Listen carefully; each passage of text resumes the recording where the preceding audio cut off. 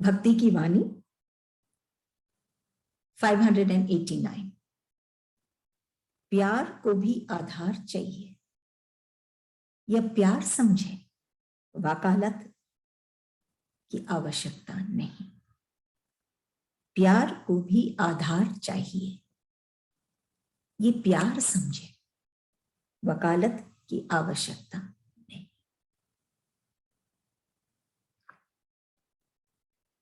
प्यार एक ऐसा तत्व, प्रेम, प्यार, जो भक्ति का मूल है, भक्ति की वाणी है। बिना इस प्यार या प्रेम के भक्ति है ही नहीं। जैसे हम किसको धनवान कहते हैं संसार में, स्थूल दुनिया में, जिसके पास धन है। ऐसे ही जिसके पास ये प्यार है, जो अनुभव करता है प्यार को, या फिर जो व्यक्त करता है इस प्यार को, वही भक्त। गुरुदेव क्या कह रहे हैं इस वाणी में प्यार के बारे में? जो भक्त का मूल है, उसके लिए क्या कह रहे हैं? प्यार को भी आधार चाहिए, या प्यार को भी एक आधार चाहिए। ऐसे लगता है कि एक भक्त प्यार कर पाता है क्योंकि वो ईश्वर का प्यार को पाता है, इसीलिए वो प्यार कर पाता है। एक हद तक ये बात सही है कि जब तक वो प्यार पाता नहीं ईश्वर का, यहां भक्ति की बात है तो ईश्वर की ही प्यार की बात है। ईश्वर का प्यार जब तक वो पाता नहीं, वो खुद प्यार नहीं कर पाता। ये बात सही है एक हद तक, लेकिन ईश्वर तो हर एक से प्यार करता है। तो ऐसा क्यों होता है कि कोई कोई ही भक्त बनते हैं? ये बात आ जाती है कि जो ये प्यार का प्यासा है, वही ईश्वर का प्यार को पाता है। हो सकता है ईश्वर का प्यार बरस रहा है, लेकिन वही उसको अनुभव करता है जो ये प्यार को अनुभव करना चाहता है। उसके भीतर में वो तृष्णा है, वो प्यास है कि वो उस प्यार को पाना चाहता है, क्योंकि भक्त अनुभव किया है ये प्यार पाने से ही उसका जीवन पूर्ण होता है। और सब कुछ है, लेकिन अगर प्यार का अभाव है, ईश्वर के प्यार का अभाव है, तो सब कुछ रूखा सूखा है। गुरुदेव क्या कह रहे हैं? प्यार को भी आधार चाहिए। तो क्या वो प्यार को भी आधार चाहिए? कोई एक ईश्वर चाहिए या और भी कोई आधार चाहिए? माता, पिता और गुरु प्राय इनसे लोग प्यार करते हैं। अगर हम ये सवाल करें कि इन तीनों में किसका प्यार सबसे बड़ा है,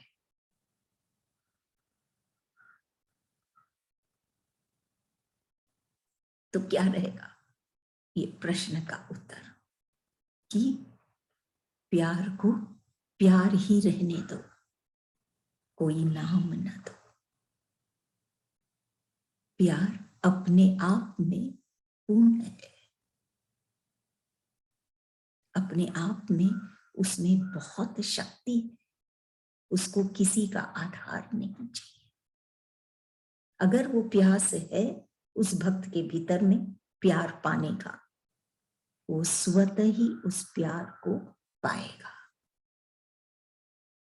कोई भी आधार की आवश्यकता नहीं।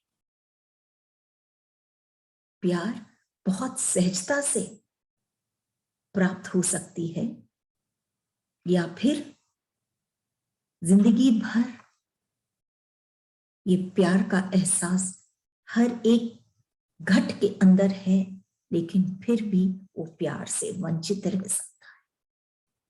प्यार अति, समीप या दूर, ये उस प्राणी या उस भक्त पर निर्भर है। उसको कोई आवश्यकता की, कोई आधार की आवश्यकता नहीं। यह प्यार समझे, वकालत की आवश्यकता नहीं। इसमें कोई तर्क नहीं, कोई वकालत नहीं कि प्यार को ये चाहिए तो प्यार हो सकता है, कोई हो तो प्यार हो सकता है, ये मिले तो प्यार हो सकता है। इस तरह का तर्क की आवश्यकता ही नहीं। जो प्यार में डूबा है वो स्वतः ही प्यार पाता है वहां पर, क्योंकि प्यार सत्य है, परिवर्तनशील नहीं, शाश्वत है, हमेशा रहता है। ये बात नहीं है कि ये पाए या वो कुछ पाएगा तो उसको प्यार होगा। प्यार शाश्वत है, हमेशा रहता है, उसके भीतर है, था, है और हमेशा रहेगा। उसको सिर्फ उस प्यार को अनुभव करना है, अपने भीतर झांकना है और देख, और उसको, उसकी अनुभूति जैसे हो जाती है प्यार की, जो उसके भीतर है। और ये प्यार है वो सत्य वाला प्यार, वो ईश्वर वाला प्यार, जो उसका मूल है, जो उसका अस्तित्व है, जो उसका स्वरूप है, और जो भक्ति है, तब वो भक्त कहलाता है। प्यार कोई तर्क या वकालत की का विषय नहीं कि ये मिल जाए या वो मिल जाए तो प्यार होगा। प्यार तो हमेशा है और रहेगा। प्राय हम भगवान से कुछ चाहते हैं, भगवान को ही नहीं चाहते। यही एक कमी है। अगर यही चीज प्यार में, प्यार अगर कुछ हम पाए तो प्यार होगा, चाहे जिंदगी से ही क्यों ना हो, जिंदगी से ही प्यार क्यों ना हो। अगर हम कुछ पाएंगे तो हमको, हमारा जीवन अच्छा होगा, सुंदर होगा, तो वहां तो एक आधार की बात आ जाती है। लेकिन प्यार में कोई आधार की आवश्यकता है ही नहीं। प्यार सत्य है और हर एक के भीतर है, चाहे कुछ हो स्थूल में चाहे न हो, प्यार तो हमेशा है। अगली वाणी 590, तुमने मुझको प्यार सिखाया, गलत है। प्यार ने मुझको प्यार सिखाया, तुम कहां से टपक पड़े। प्राय ऐसे ही प्रतीत होता है कि वो ईश्वर के कारण ही वो भक्त प्यार कर पाता है ईश्वर से, क्योंकि ईश्वर इतना प्यार देते हैं कि वो भक्त प्यार कर पाता है। लेकिन गुरुदेव बोलते हैं गलत है। प्यार ने मुझको प्यार सिखाया,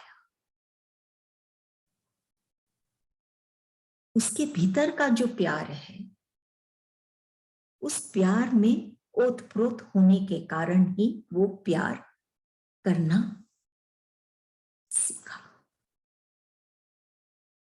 प्यार ने ही प्यार सिखाया, कोई नहीं सिखा सकता।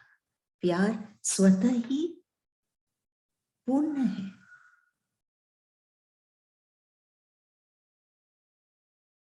प्यार ही प्यार सिखा सकती है या उसमें रमा सकती है।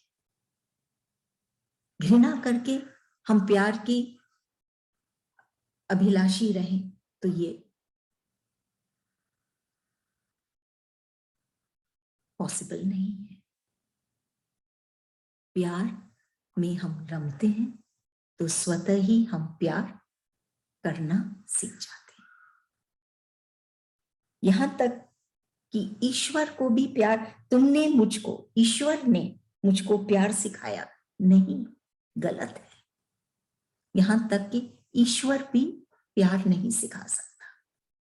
तब तो हर एक जन को तो वो सिखा देंगे ना। लेकिन जो ये प्यार पाना चाहता है, जिसके भीतर में ये प्यास है प्यार के लिए, वही वो प्यार को पाता है।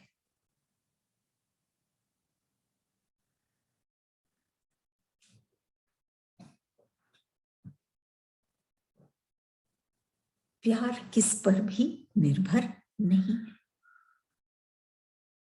जैसे स्थूल दुनिया में हम देखते हैं, अगर हमको मन को खुश रखना है, हमारे खुद के मन को शांत रखना है, खुश रखना है, तो कई चीजें हैं जिसको हमको समझना पड़ेगा कि ये मन हमारा है, उस पर हमारा हक है, लेकिन ये जो धन है इस पर औरों का भी हक है। औरों का भी हक है, तो कुछ भी आगे पीछे हो जाए उसको लेके हम दुखी ना हो। कि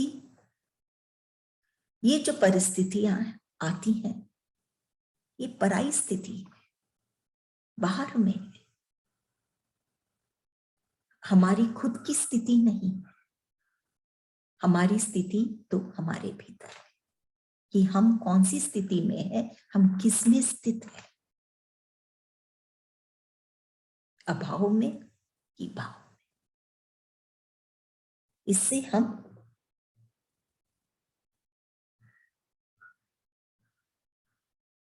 दुखी नहीं होंगे। और दुनिया में, संसार में, जीवन में कभी सुख, कभी दुख, कभी हानि, लाभ, और क्या कहें, जय पराजय, सब कुछ आ सकती है। एक है नेगेटिव, एक है पॉजिटिव। हम किसकी तरफ झुक रहे? पराजय, दुख, हानि, किस तरफ हमारा झुकाव, इस पर निर्भर है। हम सही निर्णय लें, हम पॉजिटिव की तरफ झुकें, इसके लिए हमारे साथ हमारे गुरुदेव हैं, जो हमको बार बार इस अभाव से, हर रोज हर क्षण, हम जब इस अभाव से ग्रसित हो जाते हैं, हमको उठाते हैं और हमको भाव की ओर लेके जाते हैं।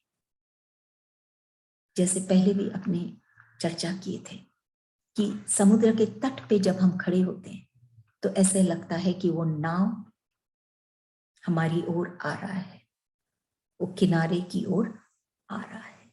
जो नाव में बैठे हैं उनको लगता है कि किनारा उनके पास, उनकी ओर जा रहा है। लेकिन अगर हम थोड़ा ऊपर उठ जाएं, थोड़ी ऊंचाई पे जाएं, तो हम क्या देखेंगे कि दोनों एक दूसरे की ओर ही जा रहे हैं। तो यही बात है, इससे हमारा मन शांत होता है कि जब हम ये देखते हैं कि जो भी हो, सुख हो चाहे दुख हो, सब हमको ईश्वर की ओर ही लेके जा रहे हैं, वो मिलन की स्थिति में लेके जा रहे हैं। हमारे इच्छाएं हैं, कामनाएं हैं, कामनाओं पर भी हम थोड़ा सा विचार करके जो निरर्थक है उनको हम कम करें। ये सब कई कारण हैं जिससे हमारा मन शांत हो सकता है और खुश हो सकता है। एक बार वो खुश रहना सीख जाता है ये मन, फिर धीरे धीरे स्वतः उस आनंद में वो समाने लग जाता है। जहां पे सुख दुख नहीं, वो ऊपर की दृष्टि से वो देखने लग जाता है। जहां सुख दुख मिल जाते हैं, सिर्फ उसके खुद की परिस्थिति, बाहर की परिस्थिति नहीं, खुद की स्थिति मायने रखती है। ऐसा एक धरातल उस भक्त का बन जाता है कि तुमने मुझको प्यार सिखाया, नहीं, गलत है। प्यार ने मुझको प्यार सिखाया कि हम ईश्वर की ओर जा रहे हैं या ईश्वर हमारी ओर आ रहा है, ये मायने नहीं रखता है। अगर हमारी दृष्टि, हमारी सोच ऊपर की तरफ हो जाती है, थोड़े हम ऊंचाई से जब हम देखने लग जाते हैं, उठ जाते हैं इन बातों से, तब हम देखते हैं कि प्यार ने ही प्यार सिखाया। दोनों एक दूसरे के ओतप्रोत हैं। प्यार के कारण ही वो प्यार पाता है। घृणा करके वो प्यार नहीं पाएगा। तुम कहां से टपक पड़े ईश्वर, क्योंकि प्यार शरीरी नहीं है, प्यार अशरीरी भाव है। शरीर से कुछ लेना देना नहीं प्यार का, अशरीरी भाव है। इसमें ईश्वर भी बोलते हैं ना, तुम कहां से टपक पड़े। प्यार प्यार से मिल जाता है, चाहे कोई भी हो या न हो। प्यार अगर वो चाहता है तो वो प्यार से जरूर, प्यार को जरूर पाएगा। ईश्वर की भी आवश्यकता है। तुम कहां से टपक पड़े, प्यार से प्यार। अगली वाणी 591। तुम्हारा अभिमान मुझसे सहा नहीं जाता और तुम्हारा वियोग भी, रूठो नहीं, हालत पर तरस खाओ। भक्त और भगवान, भक्ति की चैप्टर में क्या कह रहे हैं गुरुदेव। तुम्हारा अभिमान मुझसे सहा नहीं जाता और तुम्हारा वियोग भी, कि ये अभिमान के कारण ये भक्त ईश्वर से दूर हो रहा है। अपने आप को ही सब कुछ सर्वश्रेष्ठ जो मानने लगा है, कर्ता जो मानने लगा है, सब कुछ जो मानने लगा है, तो ईश्वर से दूर होता जा रहा है।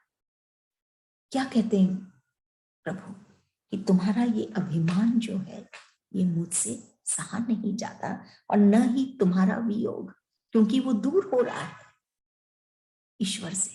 तो ईश्वर से ये सहा नहीं जाता कि उसका संतान, उसका पुत्र उससे दूर हो रहा है। क्यों? अभिमान के कारण। भक्त क्या कहता है, रूठो नहीं, हालत पर तरस खाओ। मैं भी दुख पा रहा हूं इस अभिमान के चलते, लेकिन मेरे में वो शक्ति नहीं, ये अभिमान मेरे वश की नहीं। तुम मुझे इस अभिमान से मुक्त करो, नहीं तो ये वियोग में, तुमसे जो ये दूरी बन गई है वियोग, इसमें मैं तड़प तड़प के मैं जी ही नहीं पाऊंगा। ऐसी स्थिति है वो भक्त की। तो कहता है रूठो नहीं, हालत पर तरस खाओ। तुम मेरी हालत पर तरस खाओ। ईश्वर से कह रहा है वो बात, मेरी जो हालत है ये अभिमान के कारण, इससे मुझे मुक्त करो। अगर हम ये कहें कि मोक्ष क्या है, मोक्ष कब प्राप्त होता है? जब हम हर चीज को हटा देते हैं हमारे पास, रिमूविंग ऑफ एवरीथिंग। अगर हम अपने आप से ये सवाल करें, क्या हम सब चीज छोड़ने तैयार हैं, तो हम मोक्ष की क्या बात कर रहे हैं? क्या हम सब कुछ छोड़ने तैयार हैं? इस पर दो बातें आती हैं। अगर, और ये बात नहीं कि सिर्फ हम कोई एक कुछ पाए उसके लिए हम छोड़ रहे हैं। उदाहरण के रूप में अगर हम 1000 रुपया पाए तो हम ये छोड़ रहे हैं, तो बात वो नहीं है। मोक्ष वो नहीं, मोक्ष है क्या चीज पाने की? वो आनंद पाने की, वो जो हैप्पीनेस है, वो जो आनंद है, जो सुख से भी गहरी है,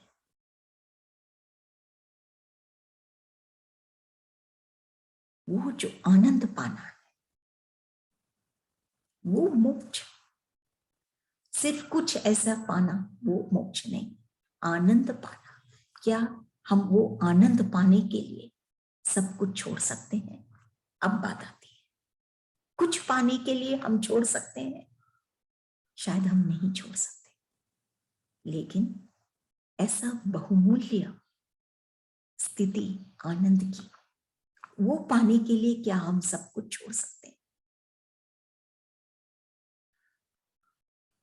अगर हम छोड़ दें सब कुछ, खास करके अहंकार, तो हम उस आनंद को प्राप्त कर सकते हैं, और वही है मोक्ष। जीते जी, जहां हम किसी से बंधे नहीं है, खाली उस आनंद में विचरण वो भक्त करता है, वो है मोक्ष। कोई भी चीज, कोई भी परिस्थिति, कोई भी व्यक्ति, कोई भी हालात उसको डिगा नहीं सकते। वो प्रतिष्ठित हो जाता है आनंद में, उसको कोई नहीं हिला सकता। जैसे लास्ट टाइम वाणी थी, चला मैं हिला तू। ईश्वर वो सत्य तभी हिलता है जब वो मैं, क्या तो झूठा मैं है अहंकार वाला, तो वो चला जाए, या वो उसका स्वरूप हो वास्तव वाला मैं, तो वो ईश्वर में लीन हो जाए, तभी ईश्वर हिल जाते हैं। तो तुम्हारा अभिमान मुझसे सहा नहीं जाता, और तुम्हारा वियोग भी, ये ईश्वर की स्थिति है। और यही स्थिति उस भक्त की भी है कि ये जो अभिमान है और ये जो वियोग है, इसको वो सह नहीं पाता, पा रहा है, वो जीते जी मरता जा रहा है इस वियोग में और इस अभिमान के कारण। दुखी हो रखा है, बेचैन हो रखा है। रूठो नहीं, ईश्वर से कहता है मेरी हालत पर तरस खाओ, मुझे अपना दर्शन दो, कि ये जो अहंकार है झूठा वाला मैं, ये चला जाए और वो भक्त अपने असली मैं में स्थित हो जाए। अगली वाणी 592, व्यक्त करूं तो भगवान, नहीं तो फैला विचारों का आसमान। व्यक्त करूं तो भगवान, नहीं तो फैला विचारों का आसमान। चारों तरफ विचारों का आसमान फैला हुआ है। आसमान इस पूरे संसार को ढक रखा है, आच्छादित है पूरे संसार पर ये आसमान। यहां गुरुदेव कह रहे हैं कैसा आसमान? विचारों का आसमान। कि ये विचार इतने प्रबल हो गए हैं और इतने ज्यादा हो गए हैं कि ये आसमान के जैसे सबके जीवन के ऊपर आच्छादित है, फैले हुए हैं। लेकिन और अगर व्यक्त करूं तो भगवान, कि हर एक प्राणी के अंदर वो भगवान है। देखिए, भगवान भी है और ये विचार भी है। व्यक्त करूं तो भगवान, कि हर घट में वो राम है, लेकिन वही घट खास है या बलिहारी उस घट की जिस घट से वो प्रकट होता है। हर एक के अंदर है, लेकिन जिस घट से, जिसके भीतर से, जिसके हृदय से, हर एक के हृदय में वो विराजमान, लेकिन जिसके हृदय से वो व्यक्त होता है, प्रस्तुत होता है, आगे आता है, अभिव्यक्त होता है, तो वो घट या वो प्राणी खास है, विशेष है। और अगर वो प्रकट हो ही नहीं सकता तो फिर क्या भगवान? व्यक्त करूं तो भगवान, कि अगर वो भक्त व्यक्त नहीं कर पा रहा है तो क्या भगवान? व्यक्त हो तो भगवान है ना। व्यक्ति नहीं होगा तो कौन जाने कौन है ये भगवान, या भगवान है भी कि नहीं। और व्यक्त करने के लिए ये विचारों का आसमान अगर उसके भीतर है तो वो भगवान व्यक्त नहीं हो सकता। वो उन विचारों में ही उलझ के, उसके शोर में ही वो दब जाता है वो भगवान। लेकिन अगर उसका अंतर शांत है, खाली है, तो व्यक्त होते हैं भगवान। तभी हम कह सकते हैं भगवान है,